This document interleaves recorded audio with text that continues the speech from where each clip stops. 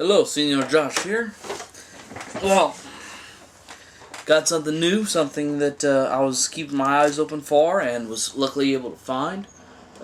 This is the Transformers Universe reissue G1 Perceptor, and it is a Toys R Us exclusive.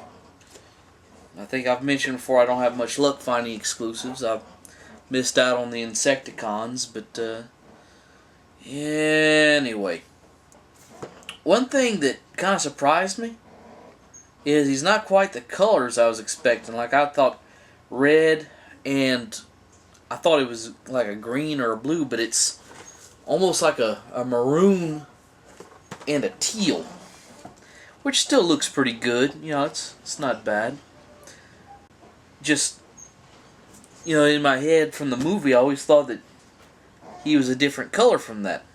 And I see right here his Fire Blast is like 8, and I don't know if the G1 toy really addressed it at all, but from his Diaclone days, he had a tank mode.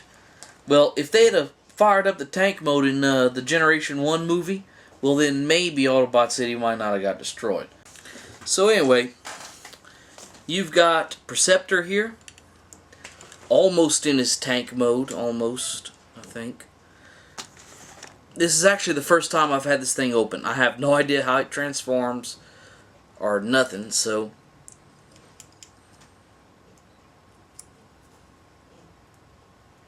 well, okay. On mine, it would seem that the missile launcher does not work. That, or it's supposed to just let it sit right there, but it sure doesn't lock the missiles into place. Maybe toy safety laws can't have launching weapons. You know, that might put an eye out or something.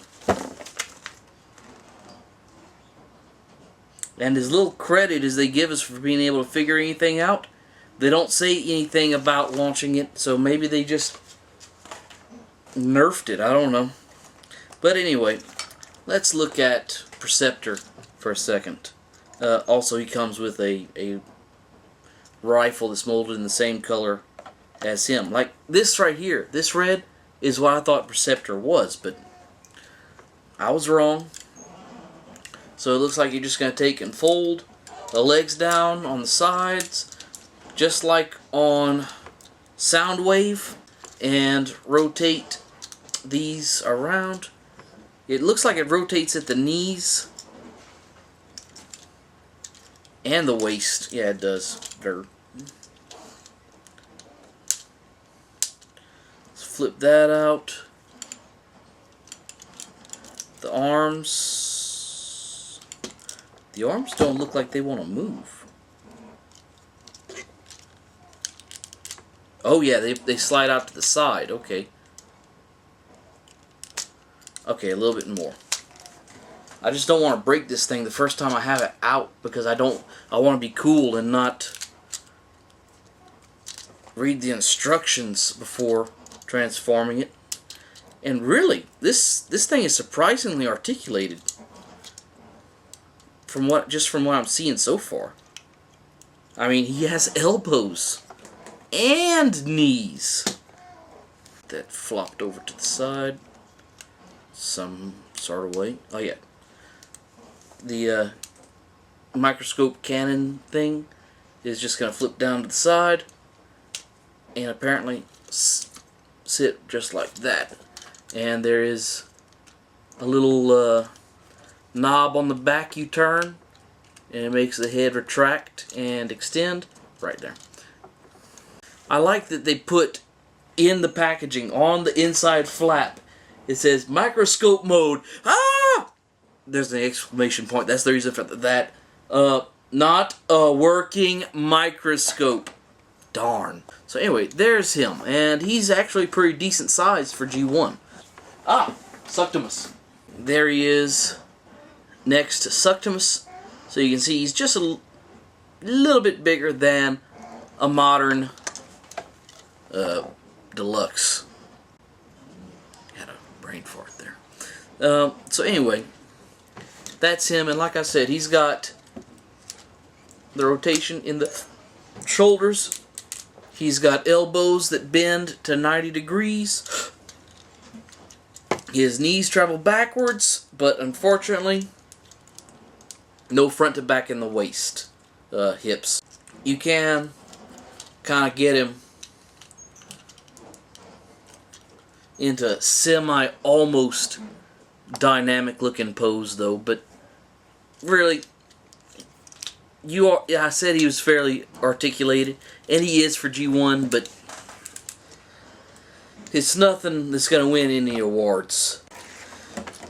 And here he is holding his guns. You've got to keep this gun either level or pointed up, because like I said, the missile does not lock into it, and it just looks funny without it.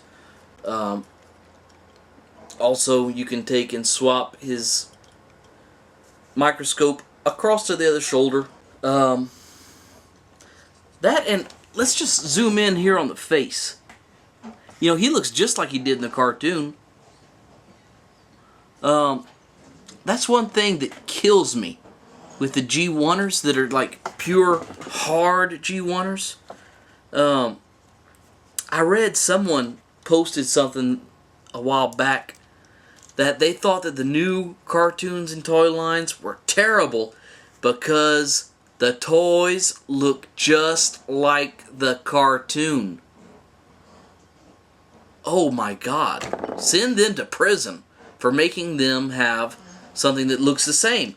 Unlike, you know, I always, whenever I was a little kid, I wanted an Ironhide. And then, whenever I saw the Ironhide and the Ratchet, I was like, that ain't him. What is that? And, I mean, the bulk of G1, the only reason that, you know, that they thought it looked anything like the toys is just because, I don't know, power of imagination or something, because the toys, almost all of them bore almost no resemblance to what it was in the cartoon. The Dinobots, yeah, they were pretty good. Okay, so now we've seen the official robot mode.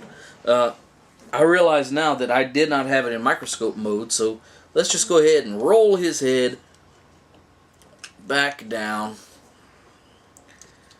Flip this back to center and fold that like that. The arms are going to go just back like they were before. Push that in. Push that in. And that's going to steady up this right here a little bit. And then this is going to come out to the side. This is going to put it to where this can roll forward. Keep the tank treads down. And fold the feet down. You know, same thing on the other side.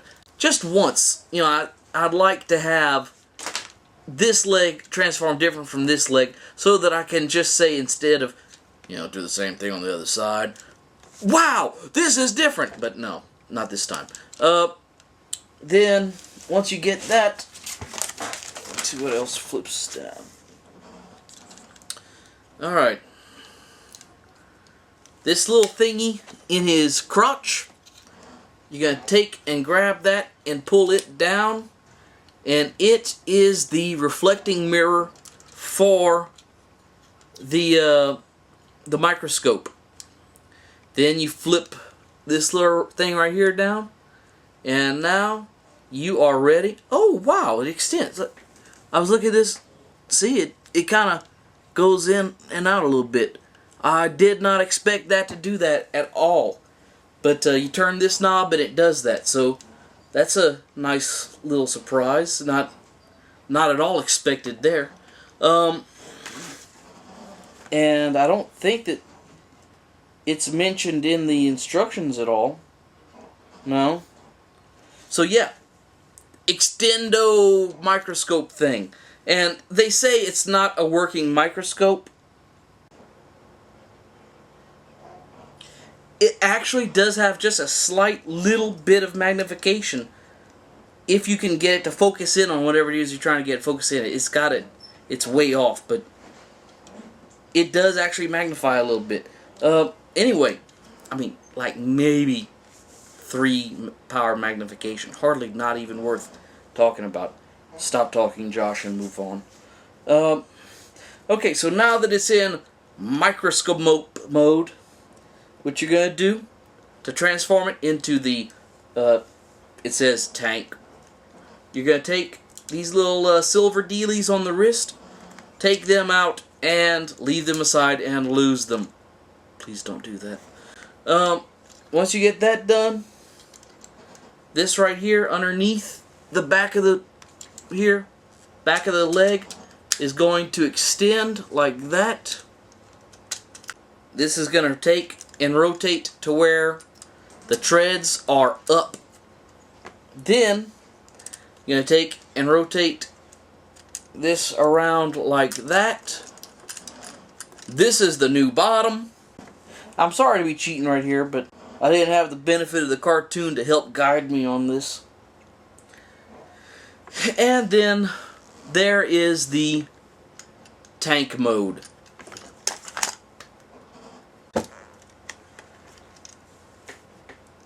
There you go. He is now ready to defend Autobot City. And that is the whole reason they lost Autobot City in the 1986, 87, whatever year that movie came out in, because they couldn't get anybody to pilot Perceptor. If he would have had a pilot to where he could like shoot stuff, the day would have been saved, the movie would have been over. So that's why they didn't have anybody drive him, because a 20-minute movie, that wouldn't have been any good. Well, listen, y'all. Y'all have a splendiferous day. I'll put this puppy back in package and see about getting this edited.